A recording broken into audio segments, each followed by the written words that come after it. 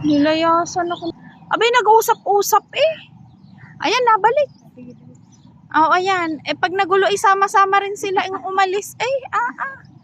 Oh, ayan, nabalik. Ari pala, huwag mo nyo magugulo.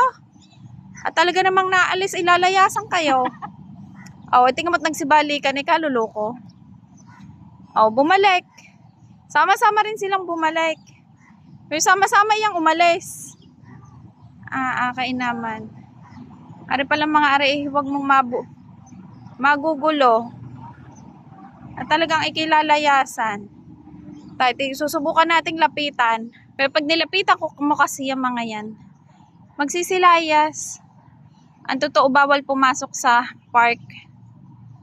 Kasi hapon pa ito magbubukas kasi Ramadan. Eh, nagpaalam lang kami sa security guard. Ayan. Kakaunti pa iyan. Nandun sa kabilang side ang marami. Malayo na. Pag umaga sila narito. Mamaya mga bandang alas 12, andun sila sa sa Corniche, sa tubig. Tapos pag mag-aalas 3, alas 4, papunta naman sila doon sa may mga restaurant at sila doon kakain. Ayan. Subukan ulit natin lapitan. Lalayas na naman ang mga iyan pag nalapitan. O, paunti-unti na.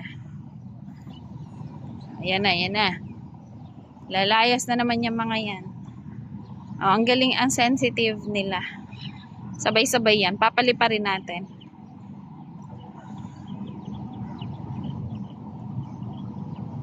Ayan yung mga mga Siberian gulls. Kakaunti pa iyan. O, ayan o, tingnan mo. Nagsilayasan na naman. Sabay-sabay yan. O.